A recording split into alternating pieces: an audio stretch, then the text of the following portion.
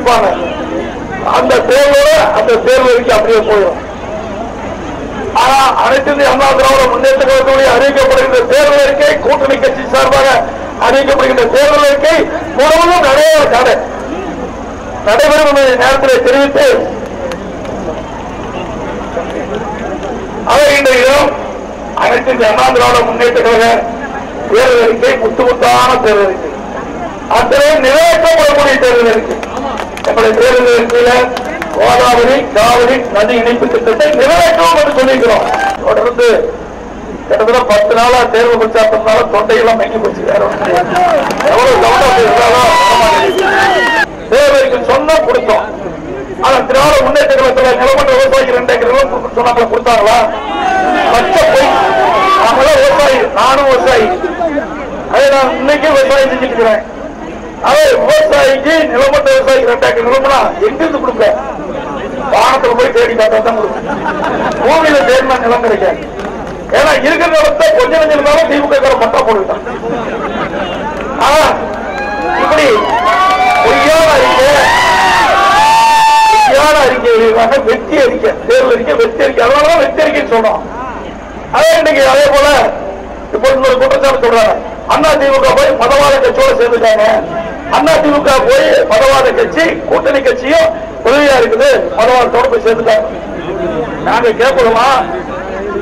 1999 நாடாளுமன்ற தேர்தல், அந்த நாடாளுமன்ற தேர்தலில் திராவிட முன்னேற்ற கழகம் பாட்டாளி பாரதியோடு சேர்ந்தாங்களா இல்லையா? பாரதியோட போய் கூட்டணி சேர்ந்தாலும் போட்டிட்டாங்க. இங்க வெற்றி பெற்ற மத்தியில ஆட்சியில பங்கு இல்ல.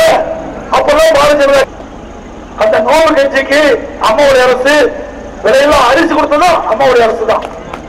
இதெல்லாம் எதிர்கால சொன்னா சிறுபான்மை மக்களை குழப்பி இந்த தேர்தல் மூலமா ஆதாயம் தர போயிட்டுறாங்க.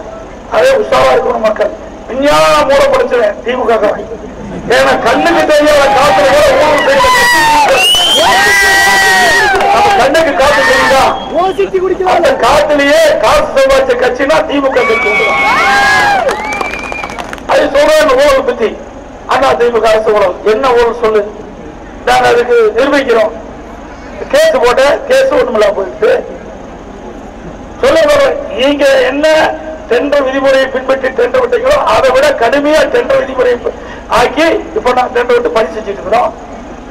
வேணுமே ஏதாவது ஒண்ணு விடுறது. இந்த ஆட்சிக்கு கெட்ட பேர் உண்டாக்கணும், இந்த ஆட்சிக்கு கடன் தப்பிக்கணும், இந்த ஆட்சிக்கு கைக்கணும். இதுதான் ஸ்டாலினுடைய நோக்கம். மக்களுக்கு சேவை செய்கிற நோக்கம் எல்லாம் கிடையவே கிடையாது. எண்ணி பாருங்க. இன்னைக்கு ஊழல் சொல்லி இந்தியாவிலேயே ஊழலுக்காக கிடைக்கப்பட்ட ஆட்சின்னா அது திமுக ஆட்சி. ஆட்சி ஊழலுக்காக வரலாறு கிடையாது. அந்த வரலாற்றுடைய பெருமை திமுக வச்சார். அதை பார்த்து நம்முடைய கட்சி நம்முடைய கூட்டணி பற்றி விமர்சனம் செய்திருக்கு. என்ன தகுதி ஸ்டாலினுக்கு? அது மட்டும் இல்ல, இன்னைக்கு திராவிட முன்னேற்ற கழகத்துடைய அராஜகம் அதிகமா போயிடுச்சு. இன்னைக்கு கட்சிக்காரெல்லாம் பாத்தீங்கன்னா அழகு நிலையத்தின் போது பெண்களை போட்டு அடிக்கிறான், அடிக்கிறான். எல்லா தொலைக்காட்சியும் பார்த்திருக்கோம். அதே போல ஹோட்டல் என்னாச்சு, நல்ல ஹோட்டலா இருந்தா நல்ல பிரியாணி சாப்பிடுறாங்க, புரோட்டா சாப்பிடுறாங்க. ஆனந்த கேட்டா அடிக்கிறாங்க. ஓசி பிரியாணி யாரு? எல்லாரும் காசு கொடுத்தாலும் சாப்பிடுவாங்க. அதான் நியாயம். நான் வயிற்றுக்கு சாப்பிடும் போது வஞ்சகமெல்லாம் சாப்பிடணும். அதே மாதிரி வஞ்சகமெல்லாம் பணம் கொடுக்கணும்ல. அதுதான் அது கிடையாது. ஏன்னா தலைவனை வழியே அப்படித்தானே சொன்னேன். ஏன்னா இது நடந்து சென்னையில ஒரு பிரியாணி கடைக்கு போய் சாப்பிட்டு பணம் கொடுக்கல, அவர் பாக்ஸிங் போட்டு மூக்கு உடைக்கிறார் அந்த திமுக நிர்வாகி.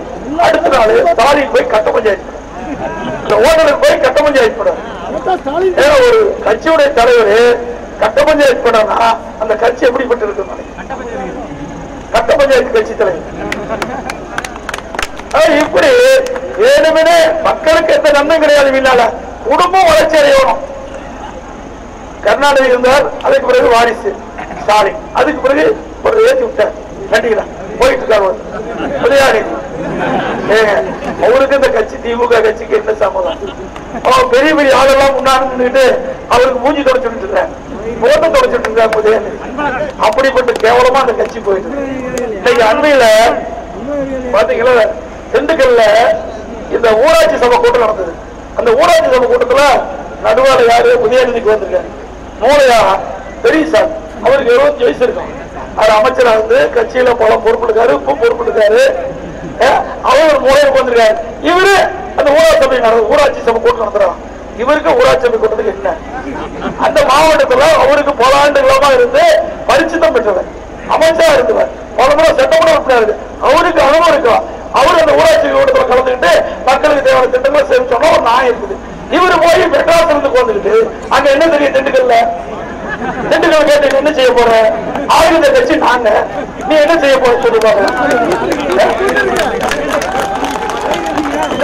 மக்களை ஏமாத்துற நாடகம் இப்ப அப்படியே கொண்டு வர அவருடைய வாரிசு அரசு அப்படி கொண்டு வந்துட்டு நீ போன வாரம் வேணாம் இல்ல, எல்லாமே கட்சியில் இருப்பது தவறு கிடையாது. குடும்பத்திற்கு கட்சி உறுப்பினரும் கட்சிகளுக்கு தவறு கிடையாது. ஆனா ஒரு மிகப்பெரிய தோட்டத்தை உருவாக்க அதுதான் தப்பு. ஏன்னா நிறைய அனுபவம் அத்தனை கொடுத்தது. அதிகமா போராட்டத்தை சந்தித்த அரசுனா அம்மாவுடைய அரசு அதிகமா போராட்டம் செஞ்சு அவ்வளவு போராட்டம் செஞ்சுட்டு 2 வருஷம் ஏதாவது ஒரு போராட்டம் தூண்டிட்டு ஸ்டாலின் எப்படியா அந்த ஆட்சிக்கு நெருக்கடி கொடுக்கணும், ஆட்சி கவிழ்க்கணும். இதுதான் அவருடைய நோக்கம். எல்லா போராட்டத்தையும் தூண்டி விட்டு பார்த்தாலும் ஒண்ணுமே நடக்கல. நாங்க போராட்டக்காரர்கள் அழைத்து பேசி சமாதானப்படுத்தி முடிந்த அளவுக்கு அவங்க தீர்வு செஞ்சு கொடுத்துட்டோம். அது மட்டும் இல்ல, இன்னைக்கு ஸ்டாலின் எப்ப எம்எல்ஏ கிடைச்சாரோ அப்ப நானே எம்எல்ஏ வந்தேன். 1989 அவரு எம்எல்ஏ ஆனாலும் நானே எம்எல்ஏ ஆனேன். ஆனா அவரு எங்களை குறைச்சி இடம் போட்டார். ஏன்னா ஒரு விவசாயி ஒண்ணும் தெரியாது, இந்த ஆட்சி பொறுப்பேற்ற உடனே சீக்கிரம் கலந்து போயிடும், நம்ம முதலமைச்சர் என்ன எப்ப பார்த்தாலும் எடப்பாடி பழனிசாமி ராஜினாமா பண்ணணும். எந்த ஒரு சின்ன பிரச்சனை இருந்தா கூட உடனே ராஜினாமா. நீ ராஜினாமா பண்ண 100 தினங்கள் ராஜினாமா பண்ணிருக்கணும், 100 தினங்கள் தேர்தல் செஞ்சு எப்ப பார்த்தாலும் அந்த முதலமைச்சர் தூங்கும் போது கூட என்னை நினைக்காத போக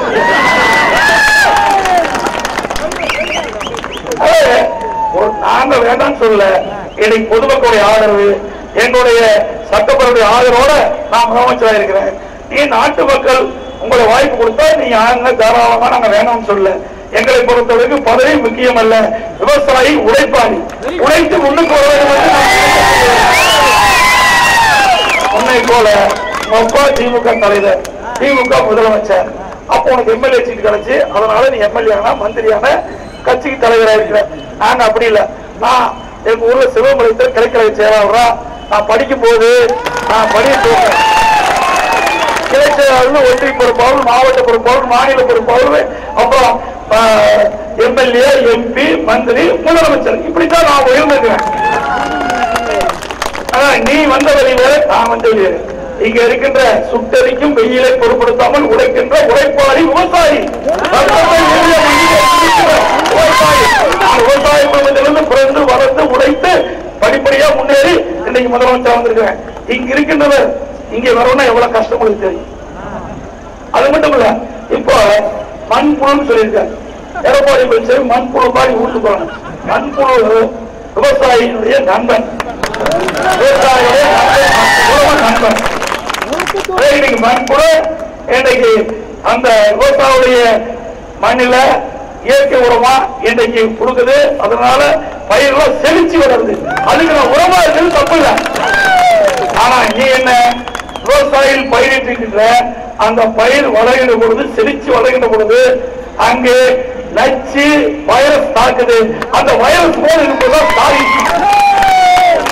எப்படி பயிர்ல அந்த வைரஸ் தாக்குனா விவசாயி பூச்சி மருந்து அடிச்சு வெளியேற்றுவாங்களோ, அது போல தேர்தல் பூச்சி மருந்து அடிச்சு இந்த தேர்தல் அவர் அழைக்கணும். இன்னைக்கு இன்னொரு ஆள் பொறுப்புதான் டிவி தினகரன், மிகப்பெரிய கட்சி தலைவர். ஆண்டுமே இதே புரட்சி தலைவர் அம்மா இருக்கும் போது கட்சி விட்டு நீக்கிட்டாங்க. 10 ஆண்டு காலம் கட்சியிலே கிடையாது, அதிமுக உறுப்பினரே கிடையாது. ஆகவே அம்மா மறைஞ்சாங்க, பிளான் போட்டு எப்படி எப்படி செஞ்சோம் அந்த பிளான் படி எல்லாம் நடந்து போச்சு. இவரு இப்ப இந்த கட்சியை பிடிக்கிறதுக்கு முயற்சி பண்றாரு. ஆனா அனைத்து இந்திய அண்ணா திராவிட முன்னேற்ற கழகத்துடைய உண்மையான விசுவாசிகளும் ஒன்றாக சேர்ந்து நாம பொன்மனச்செம்மல் புரட்சித்தலைவர் எம்ஜிஆர் உருவாக்கிய இயக்கம், புரட்சித்தலைவர் அம்மா உயிரை கொடுத்து இந்த கட்சியும் ஆட்சியை நிலைநாட்டினாங்க. அதை நாங்க முழுசா நாட்டு மக்களுக்கு அர்ப்பணிப்பதற்காக நாங்கள் ஒன்று சேர்ந்து இயக்கத்தை வழிநடத்தி சென்று விட்டோம்.